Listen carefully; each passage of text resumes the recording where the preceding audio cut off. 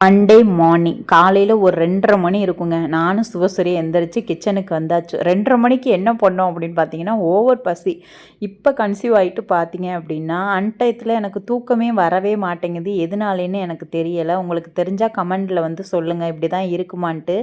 என்னமோ தெரியல, எனக்கு நைட்டில் தூக்கமே வர மாட்டேங்குது. இன்றைக்கி வந்துட்டு ரொம்ப பசிக்கவும் ஆரம்பிச்சிருச்சு. சுபஸ்ரீ எந்திரிச்சிட்டாலா, 2 பேரும் சேர்ந்து வந்து பார்த்தீங்க அப்படின்னா கிச்சனில் ப்ரெட்டை வந்து நெய் போட்டு ரோஸ்ட் வந்து பண்ணிவிட்டு பால் வந்து காய வச்சு 2 பேருமே வந்துட்டு நைட்டு 3 மணிக்கு சாப்பிட்டுட்டு அதுக்கப்புறம் படுத்துட்டோம்.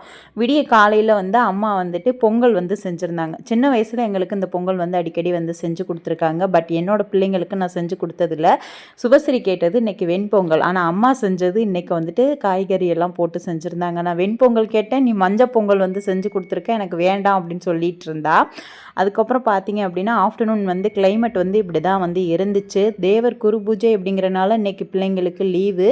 அதுக்கப்புறம் ஆஃப்டர்நூன் வந்துட்டு அம்மா சாதமும் வாழைக்காய் புளிக்குழம்பு பாவக்காய் அதுக்கப்புறம் உருளைக்கிழங்கு செஞ்சுருந்தாங்க. என்னோடய இயரிங்ஸை வந்து கழட்டி வச்சுட்டு பிள்ளைங்களுக்கு வாங்கி வச்சுருந்த பட்டன் தோடை வந்து இன்றைக்கி போடணும்னு ஆசை, அதனால் அதை வந்து இன்றைக்கி போட்டுக்கிட்டேன்.